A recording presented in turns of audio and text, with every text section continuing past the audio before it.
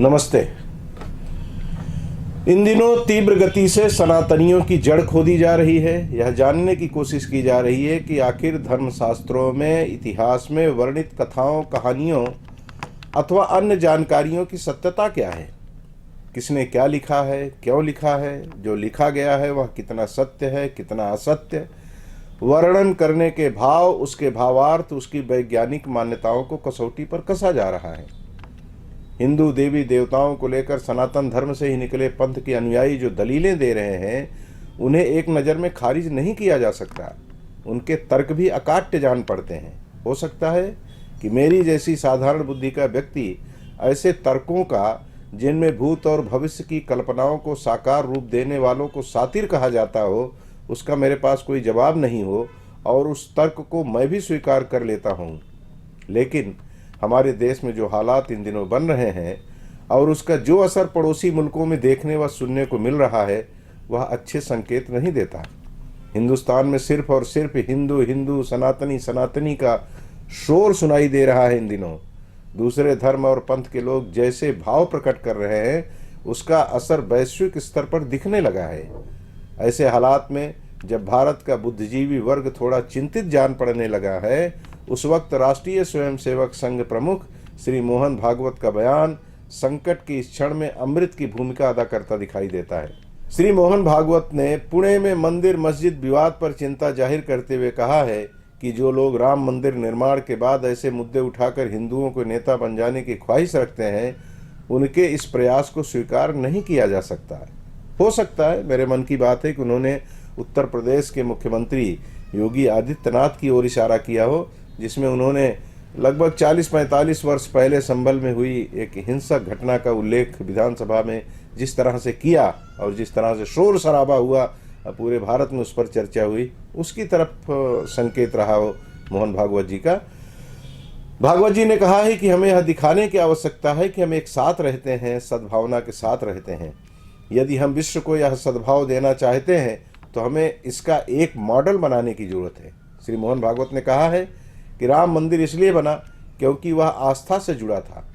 अब जिस तरह हर दिन नया मामला उठाया जा रहा है, उसकी अनुमति कैसे दी जा सकती है।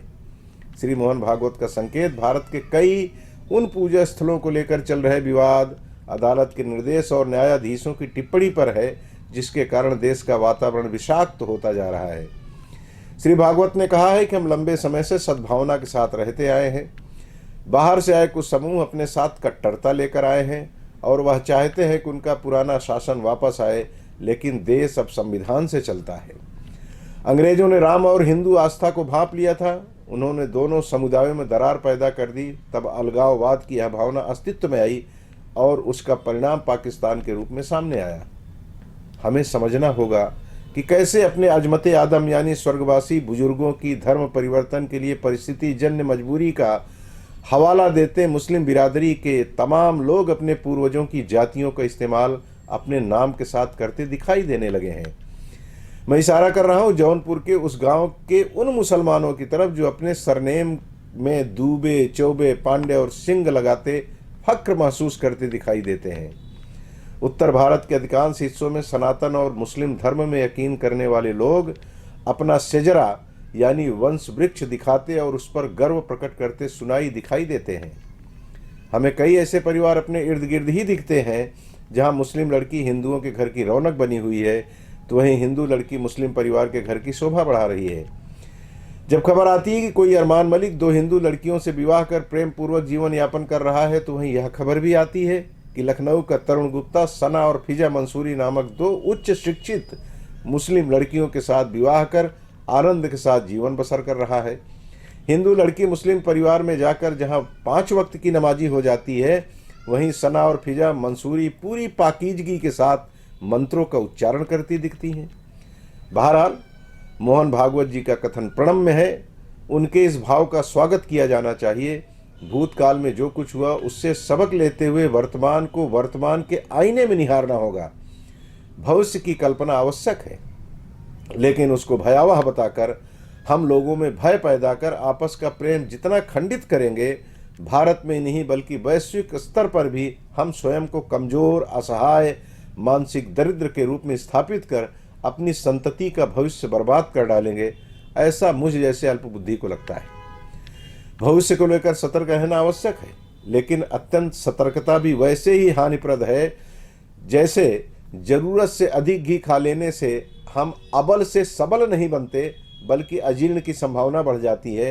कई दस्त से हम अपना स्वास्थ्य खराब कर लेते हैं और फिर किसी योग्य चिकित्सक की शरण में जाकर अपनी सेहत और प्राण बचाने का यत्न करना प्रारंभ कर देते हैं। इसलिए देश के बड़े नेता बड़े लोग भी बने, उनका हृदय सागर की तरह सबको समा लेने जैसा विशाल बने, उनमें समझदारी की गहराई हो, भविष्य को बेहतर बनाने की संतुलित लहरें हों, तटबंधों को तोड़ने की बजाय उन्हें मजबूत रखने का संकल्प हो और आवश्यकता पड़ने पर जल का खारापन दूर कर वसुधा की तिस्नगी बुझाने की ललक भी हो।